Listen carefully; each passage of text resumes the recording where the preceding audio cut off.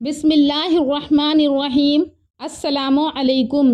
نوری Islamic channel کے معزز خواتین و حضرات، ہم امید کرتے ہیں کہ آپ خیریت سے ہوں گے اور ہماری دعا بھی ہے کہ اللہ پاک آپ کو سدا عافیت کے سائے میں بنائے رکھے۔ ہمارا آج کا موضوع نبی کریم صلی اللہ علیہ وسلم کا معجزہ شق القمر یعنی چاند کے 2 ٹکڑے ہونا ہے۔ ناظرین کرام، جس معجزے کا ذکر آج میں کرنے جا رہی ہوں وہ ایسا معجزہ ہے جو آپ سے قبل کسی نبی کو عطا نہیں ہوا، اور وہ معجزہ شق القمر کا ہے یعنی چاند کے 2 ٹکڑے ہونا۔ یہ ایک ایسا واقعہ ہے جس نے پورے عالم کو حیران کر کے رکھ دیا تھا۔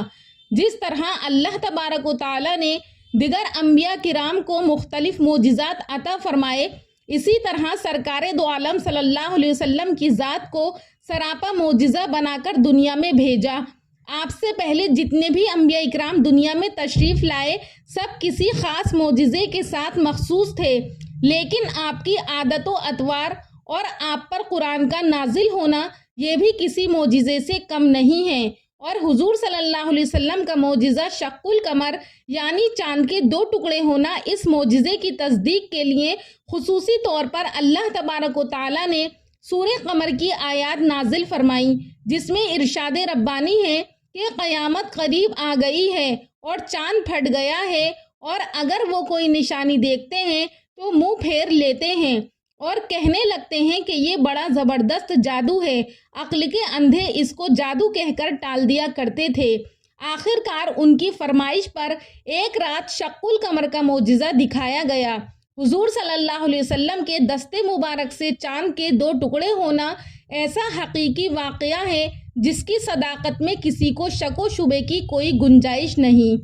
معزز سامعین، ہجرت مدینہ سے تقریباً 5 سال پہلے ایک مرتبہ مشرکین مکہ نبی کریم صلی اللہ علیہ وسلم کے پاس جمع ہو کر آئے، جن میں ولید بن مغیرہ، ابو جہل، عاص بن وائل، عاص بن ہشام، اسود بن عبد یغوث، اسود بن مطلب، زمع ابن الاسود، نضر ابن حارث وغیرہ وغیرہ بھی تھے۔ ان لوگوں نے آپ سے یہ درخواست کی کہ اگر آپ سچے نبی ہیں تو اپنی نبوت کا کوئی خاص نشان دکھلائیں، اور ایک روایت میں ہے کہ یہ کہا کہ چاند کے 2 ٹکڑے کر کے دکھلاؤ۔ رات کا وقت تھا اور 14ویں رات کا چاند طلوع تھا۔ آپ صلی اللہ علیہ وسلم نے فرمایا، اچھا اگر یہ معجزہ دکھلا دوں تو کیا ایمان لے آؤ گے؟ لوگوں نے کہا کہ ہاں، ہم ایمان لے آئیں گے۔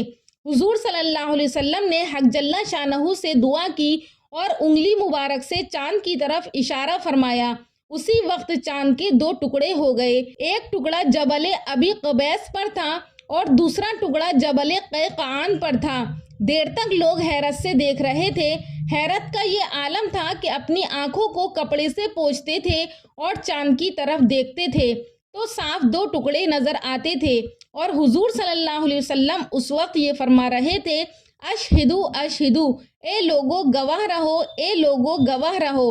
عصر اور مغرب کے درمیان جتنا وقت ہوتا ہے اتنی دیر چاند اسی طرح رہا، اور اس کے بعد پھر ویسا ہی ہو گیا۔ مشرکین مکہ نے کہا کہ محمد تو نے جادو کر دیا ہے، اور آپس میں کہنے لگے کہ تم باہر سے آنے والے مسافروں کا انتظار کرو اور ان سے دریافت کرو، کیونکہ یہ ناممکن ہے کہ محمد تمام لوگوں پر جادو کر دیں۔